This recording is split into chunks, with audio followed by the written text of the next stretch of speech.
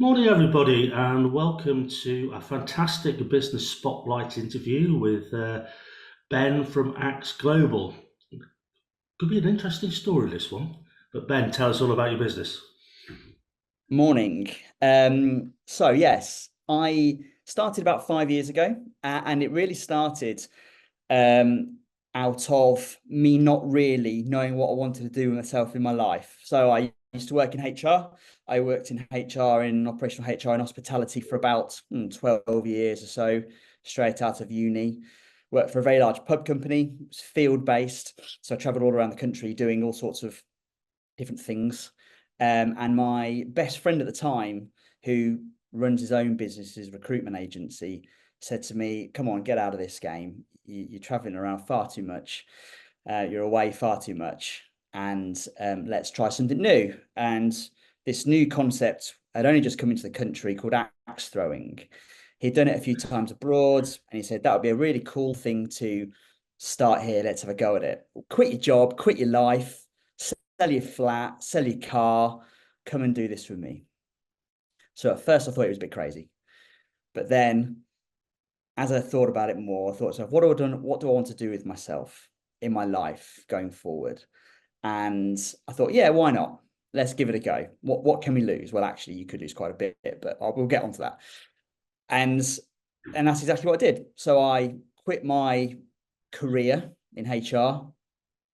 We found a place in Lincoln, a big warehouse, and we sort of thought, yeah, let's put some lanes together, buy some wood, and try and convince people to spend some money throwing axes.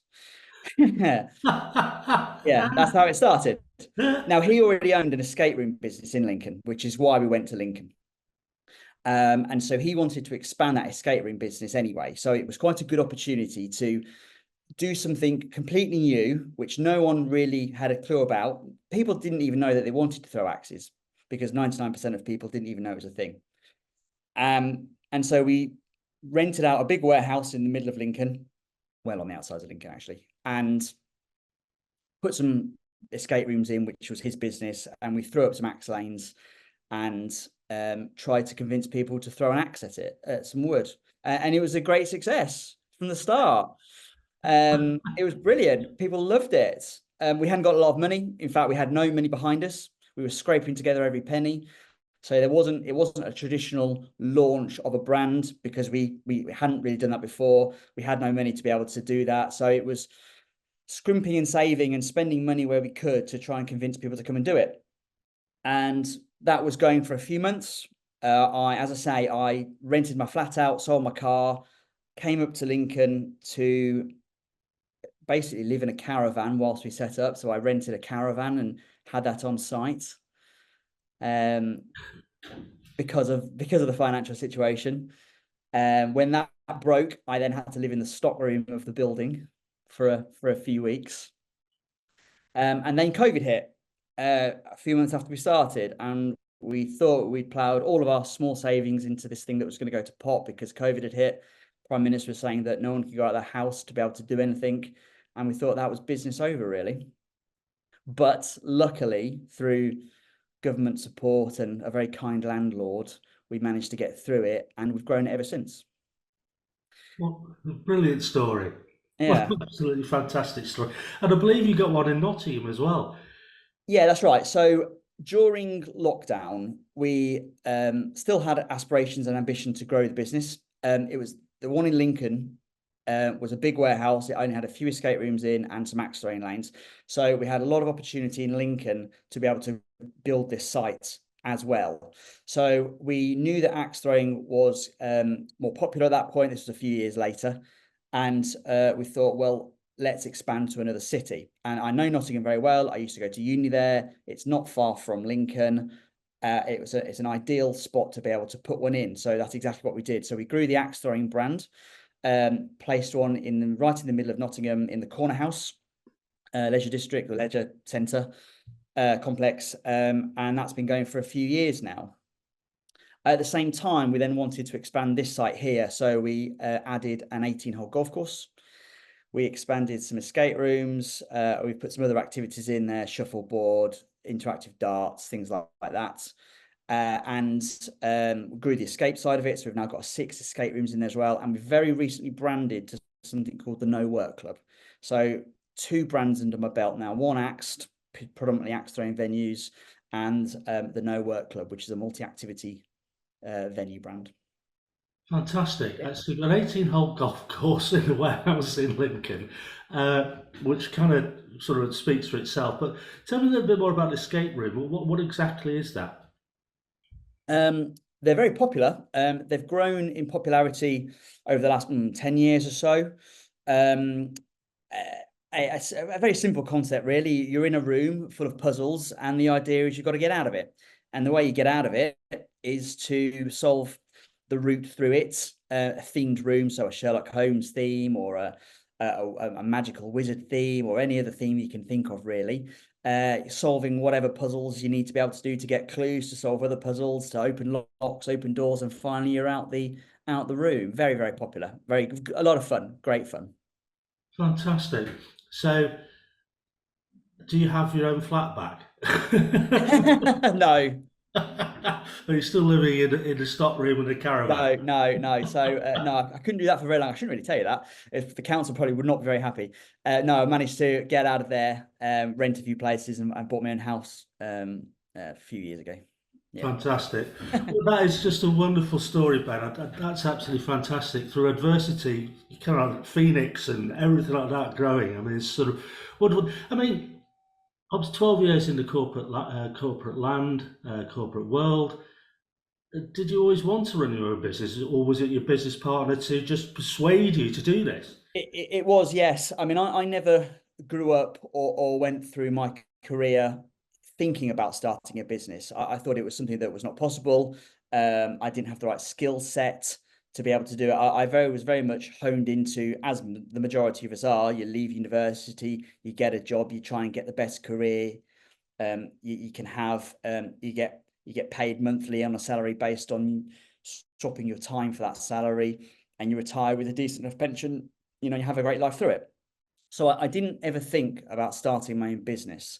And I think it was probably because I got to the end of what I thought was possible for me, really, in my career in HR. I mean, I've been doing field-based work for about 5 or 6 years, so that does come to its limits as to what you want to do, really. And I thought I had nothing. Well, I convinced myself after reading different books about starting your own business, entrepreneurship, that I didn't have that much to lose. I was on my own, so to speak. I had no real responsibilities, if that makes sense. And I know, I guess that's a more privileged position, because I totally get when people thinking about doing this, maybe if they have got a wife or kids or whatever, it is a bigger challenge to undertake. But I had no real responsibilities. And so the downside wasn't as much as what perhaps your mind thinks it is. There was not much to lose, really. And I got to the point where I thought to myself, well, if I don't give it a go, I won't know. And if I lose 10, 20,000 pounds in doing it, well, I guess you can make that money back, really, over your career again. Let's just do it. And I'm so glad I did. I'd be a rubbish employee now. I don't think I'd be able to go back to being employed. I don't think I'd be able to do it at all. So I've got to make this work, really. Absolutely fantastic. Wonderful. So, along the way, what's been your biggest learning about business and setting up a business? Yeah. I think one of the reasons why we've been successful, or as successful as we have been, is, and one of my values and principles in life is really tight cost control. So the reason why I moved into the warehouse, or moved into a caravan and then the warehouse, is because I reduced my outgoings to nearly nothing. So I lived on £200 a month, and what that meant is that there wasn't as much pressure on the business to be able to give me personally a salary for my lifestyle as to what I needed it. So even if the business didn't do as well, it was still okay, because if I needed 3 grand a month to be able to live through personal living, the business probably would have failed in month 2, because it couldn't have made that, and then I'd have been in trouble. But I think the biggest learning and the biggest reason as to why I've been successful is being able to control your costs well, especially as a small business when you have no money anyway, to be able to control your costs and really understand and really pick the right things as to where you spend your money on. And you have to make decisions about where that pound is spent. It's either goes here or here, and where do you get the best bang for your buck for that pound. It is a philosophy that I've taken through even to now, because the better your cost control, the more efficient you are, the more profit you're going to make, which means that profit can then be reinvested back into the business to grow. If your sales are great, but yet your profit margins are really slim, you're not going to have much money regardless of how successful you are. So profitability, and then for reinvesting that money back into the business, which is what we've done. I've never taken a big salary out of this business, nor my business partner, because we reinvest the money to grow. That's where Nottingham came from. It was pretty much fully funded, and our expansion plans in the next few years are going to be predominantly around reinvesting the money that we have got back into the business. And you can't do that without having very, very tight cost control on everything that you do. And that I truly believe is the biggest reason as to why we are where we are today, because we make every pound accountable for what it does and don't waste anything. Brilliant. Absolutely great lessons and great learnings there. So what does the, looking ahead, you mentioned other branches, whatever. What does the future what does the future look like? Yeah. So one of the downsides is to what I've just said is that we've perhaps not been able to expand as quickly as what perhaps some of our competitors have. So there was a real golden opportunity maybe a few years ago where axe throwing, if we just take axe throwing for a second, wasn't as available in other cities across the country. So there was a real opportunity. Because of our plans or our strategy, we've perhaps not been able to expand as quickly as what we could have done, which means that we've slightly lost the advantage compared to some of our other competitors in other cities. However, there are still lots of opportunities to expand around the country, in cities that we're not in, and there is minimal competition in others. So we are always on the lookout for two opportunities: one, to either set our own up in creative ways in cities that have secondary cities, I would say, a bit like Lincoln, that have opportunities, retail outlet opportunities on high streets, or slightly bigger premises outside of city centres like warehouses, to be able to either drop the axe throwing brand in there or the No Work Club brand in there, depending on what suits, or to purchase competitors who are looking to sell, who are perhaps have gone through the good days, and perhaps are coming to the end of what they want to do. Perhaps they don't want to carry on for various reasons. So there's opportunities there to buy out competitors as well. So I guess our strategy of growth is both buying what's already there and developing it, adding value to what they've got, turning it into one of our brands, or setting it up our own, depending on the opportunity. That's really interesting. So what do you see as the biggest challenges going forward? Well, our biggest challenge, and this is the same for anyone really in our type of business and industry, is that the success of it is purely based on, well, I say purely based on, a considerable percentage based on the disposable income of the population. If people have got disposable income, they're happy to go and spend it out to dinner, go to the pub, go and throw axes, etc. So the economy, people's budgets, cost of living really affects us, And as soon as even a hint of a recession, even if the media say there might be a recession in the next 6 months, people then look to their finances, don't they? Because they look more short term rather than long term. So we are, as an industry, are only successful when there is trust and confidence in the general public's perception of the economy and how their finances are going to go, really. So we are very volatile, and we have always been volatile ever since COVID. We're still feeling the effects of the cost of living and everything that affects the cost of living since then. So it is a very, very volatile market, and that's not just us. That's just anyone in hospitality, leisure, entertainment, and I can't see that going away at all. And so that's where I go back to tight cost control, because even in bad times, if you're tight with your spend, the middle of your P&L, actually the better ones survive because you can cut down costs where you need to cut and you can be more efficient. And even if your sales come down, you're still able to survive. The businesses that don't survive is where they've got a high level of cost in the middle of their P&L, and sales dip for whatever reason, and then they're in trouble. So Mm. being flexible and being adaptable in your business is absolutely critical in this industry because of the variation in sales that you get based on what's going on in the economy. Yeah, no, that makes complete sense. So, working hard, how do you balance your personal life with your business life? Yeah. Well, what makes that even worse is that my partner, or fiance, is also my brand manager.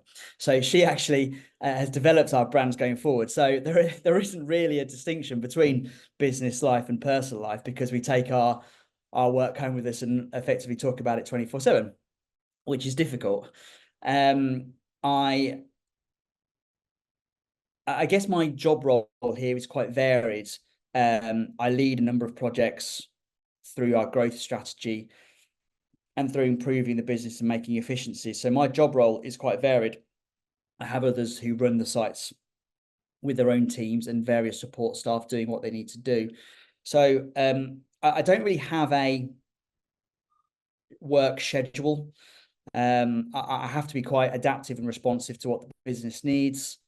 And it's difficult. It is difficult because my partner's at home working on the brand and growing the brands digitally at home pretty much every day.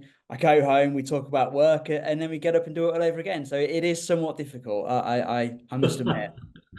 Maybe something in the future to work on, but Yeah. that's another thing, Ben. Finally, what's the best advice you'd give to an 18-year-old you? Well, I wish I'd have done this sooner. So I was 35 when I did this, and I wish that I had done this 10 years earlier. And so I think the best advice would be is to not just simply think that the standard journey that maybe I was always told to take, A levels, university, get a graduate job, progress your career, get a pension, retire, is the best way to do it, because I absolutely believe now that it is not the best way to do it. There's so much more opportunity to be out there to start a business. And I wish I'd have done it 10, 15 years before I did. Brilliant. Obviously, the entrepreneurial spirit is now in your blood. Ben, thanks so much for your time. That was wonderful. Pleasure. Thank you.